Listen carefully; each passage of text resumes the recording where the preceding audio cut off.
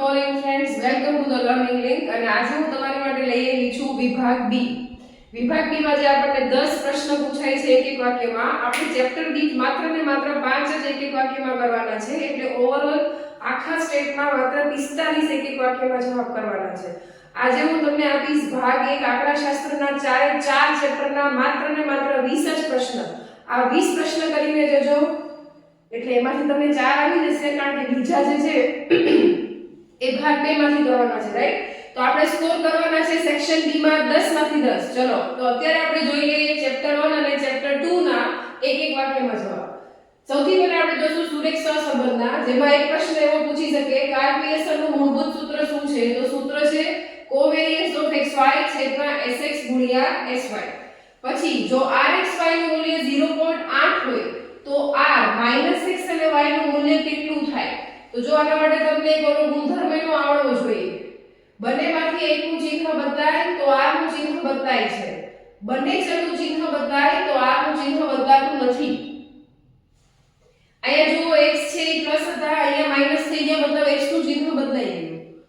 y plus હતા અને પ્લસના plus જ રહ્યા, મતલબ બંનેમાંથી એકનું ચિહ્ન બદલાણું છે તો r નું માત્ર ચિહ્ન બદલાશે. પ્લસ હશે તો -0.8 થશે, માઈનસ હશે તો +0.8 થશે. ત્રીજો પ્રશ્ન છે કાર્લ પિયર્સન અને સ્પીયરમેનના સહસંબંધાંકનો જવાબ કયા સંજોગમાં સરખો આવે? જે લોકોએ મારી વન શોટ થિયરી જોઈ છે એ લોકોને ખ્યાલ આવી જશે કે આ બધા જ પ્રશ્નો મેં વન શોટ થિયરીમાં આપેલા છે અને એમાંથી પણ હું તમને આઈએમપી પ્રોવાઈડ કરું છું. તો જુઓ, કાર્લ પિયર્સન અને સ્પીયરમેનનો જવાબ ત્યારે જ સરખો આવે જ્યારે x અને y ના અવલોકનો પ્રથમ n પ્રાકૃતિક સંખ્યાઓ હોય. વિકર્ણ આકૃતિની રીતની મર્યાદા જણાવો. મોસ્ટ આઈએમપી પ્રશ્ન છે. વિકર્ણ આકૃતિની રીતની એક જ મર્યાદા છે કે સહસંબંધનો પ્રકાર જાણી શકાય છે પરંતુ ચોક્કસ માપ આપી શકાતું નથી. અને છેલ્લે સહસંબંધાંક એટલે શું? બે ચલ વચ્ચેના ઘનિષ્ઠતાના માપને સહસંબંધાંક કહે છે, જેને r વડે દર્શાવાય છે, જેનું મૂલ્ય -1 થી +1 ની વચ્ચે હોય છે. તો આ હતા તમારા 5 પ્રશ્ન સુરેખ સહસંબંધના. અને હવે આપણે જોશું સુરેખ નિયત સંબંધ. ત્રુટિ એટલે શું? આઈએમપી પ્રશ્ન છે. અવલોકિત કિંમત અને અંદાજિત કિંમતના તફાવતને ત્રુટિ કહે છે. ત્રુટિ ધન, ઋણ કે શૂન્ય હોઈ શકે છે અને એનું સૂત્ર છે y y. પછી નિયત સંબંધ મોડેલમાં a અને b શું છે? a અને b અચળાંકો છે, જ્યાં a ને અંતઃખંડ કહેવાય અને b ને નિયત સંબંધાંક કહેવાય. હવે નિયત સંબંધાંક એટલે શું છે? તો કે y ની x પરની રેખામાં x નું જે સહગુણક છે, આપણે આ y ની x પરની રેખામાં લખીએ છીએ ને a + dyx * x, તો x નો જે તમે સહગુણક જુઓ છો એને નિયત સંબંધાંક કહેવાય છે. ઘણા વિદ્યાર્થીઓને એ પણ વ્યાખ્યા મેં ભણાવેલી છે કે x ની કિંમતમાં 1 એકમનો ફેરફાર થવાથી y ની કિંમતમાં અંદાજિત જે ફેરફાર થાય છે એ નિયત સંબંધાંકને કારણે થાય છે.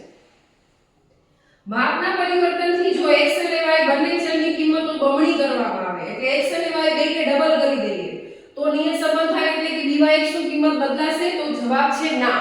કારણ કે તમે બંનેને બમણી કરશો એટલે cy અને cx બંનેનું મૂલ્ય 1/2 થશે. તમે uv નું સૂત્ર મૂકો અને cy ના છેદમાં cx બંનેમાં 1/2 મૂકો તો એ કટ થઈ જાય, તો જવાબમાં કઈ ફરક પડશે નહીં. આમ તો આપણને ખ્યાલ છે કે નિયત સંબંધાંક ઉગમ બિંદુથી મુક્ત છે પણ સ્કેલ માપથી નહીં. તો આ ફેરફાર સ્કેલ માપનો છે, તો મૂંઝાઈ ન જતા, કારણ કે બંનેને બમણું કર્યું છે એટલે એ કટ થઈ જાય, એટલે જવાબમાં ફેર નહીં પડે. પછી જો કોઈ બિંદુ અન્વયોજિત રેખા ઉપર પડતું હોય તો ત્રુટિની કિંમત શું થાય? ત્રુટિની કિંમત 0 થાય.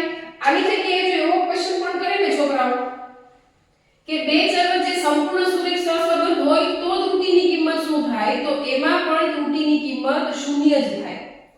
બરાબર? ચલો જતા નહીં, હજી બે ચેપ્ટરના એમસીક્યુ એટલે કે સામાયિક શ્રેણી અને સૂચકાંકના જોવાના છે. તો હવે આપણી સામે આવી ગયા છે સામાયિક શ્રેણી અને સૂચકાંકના 5 પ્રશ્ન. એટલે આજે આપણે ભાગ 1 માંથી 20 પ્રશ્ન જોયા. બરાબર? ચલો ફટાફટ જોઈ લઈએ સામાયિક શ્રેણીના 5 પ્રશ્ન કયા છે. સામાયિક શ્રેણીની આલેખની રીતની મર્યાદા શું છે? આમાં આલેખ જુદી જુદી વ્યક્તિઓ જુદા જુદા આલેખ દોરે, એટલે આમાં આલેખમાં એકરૂપતા જળવાતી નથી, મતલબ કે બધાના આલેખ જુદા જુદા બને, એ એની મર્યાદા. મોસ્ટી અને ચક્રીય ઘટકને સંકેતમાં કેમ લખાય? તો એનો સંકેત છે ST અને CT. દીર્ઘકાલીન તમને ખબર હશે TT. પછી એક વૈધુ હવે યાદ છે કે એને કહેવાય RT. દીર્ઘકાલીનનું બીજું નામ હોય છે વલણ. આ બધી થિયરી સામાયિક શ્રેણીની વન શોટમાં આપેલી છે. બરાબર. પછી સામાયિક શ્રેણીનું પૃથ્થકરણ એટલે શું? આઈએમપી પ્રશ્ન છે. સામાયિક શ્રેણીના વિવિધ ઘટકોનો વિગતવાર અભ્યાસ. આપણી પાસે જેટલા એના 4 ઘટક છે ને એ બધાનો વિગતવાર અભ્યાસ એટલે સામાયિક શ્રેણીનું પૃથ્થકરણ.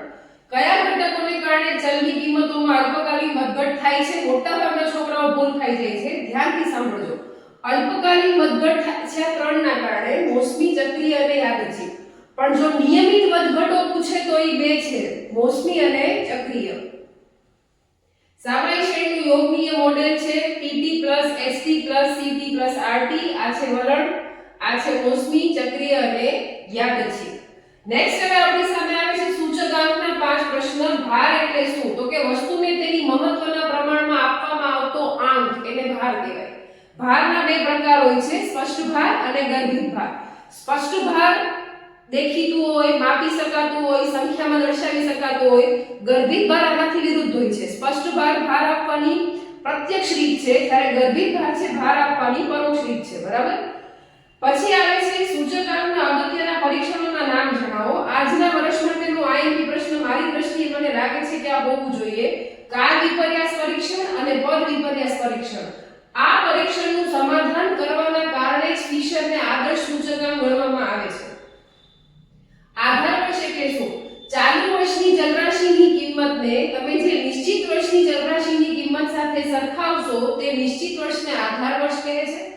આધાર વર્ષનો સૂચકાંક હંમેશા 100 હોય છે. આધાર વર્ષ એક સામાન્ય વર્ષ હોવું જોઈએ, પ્રામાણ્ય વર્ષ હોવું જોઈએ, કુદરતી અને માનવ સર્જિત આફતોથી મુક્ત હોવું જોઈએ. સ્પષ્ટ ભારની 2 રીતોના નામ. છોકરાઓ ધ્યાન આપજો. આ જીવન નિર્વાહનો આંક પૂછે કે સ્પષ્ટ ભાર આપવાની 2 રીતના નામ પૂછે, બંનેમાં સેમ જવાબ આવશે. સ્પષ્ટ ભાર આપવાની 2 રીત કે જીવન નિર્વાહના આંકની 2 રીત. કઈ 2 રીત છે? કુલ ખર્ચની રીત અને કૌટુંબિક બજેટની રીત. પછી આવે છે ભાવ સાપેક્ષ. ચાલુ વર્ષનો ભાવ અને આધાર વર્ષના ભાવના ગુણોત્તરને ભાવ સાપેક્ષ કહે છે, જેને આમ લખાય P1/P0. જથ્થા સાપેક્ષ પૂછે તો ભાવની જગ્યાએ જથ્થો લખી નાખવાનો. ચાલુ વર્ષનો જથ્થો અને આધાર વર્ષના જથ્થાના ગુણોત્તરને જથ્થા સાપેક્ષ કહે છે. આઈ હોપ તમને મારી વિડિયો ઇન્ફોર્મેટિવ લાગતી હશે તો તમારા ફ્રેન્ડ સાથે શેર કરજો. વેરાવળમાં એસી ફૂડ રોડ ઉપર અમારું કોચિંગ સેન્ટર ચાલે છે, જ્યાં અમે ઓફલાઈન ક્લાસીસ પણ આપીએ છીએ, જેમાં અમે 9th 10th 11th 12th commerce UGPG ના ક્લાસીસ ચલાવીએ છીએ. તો જો તમને ખરેખર એવું લાગતું હોય કે ભાઈ વર્થ ઇટ છે અહીંયા આવવું, તો એક વખત અમારા ક્લાસની મુલાકાત લેજો. Thanks for watching.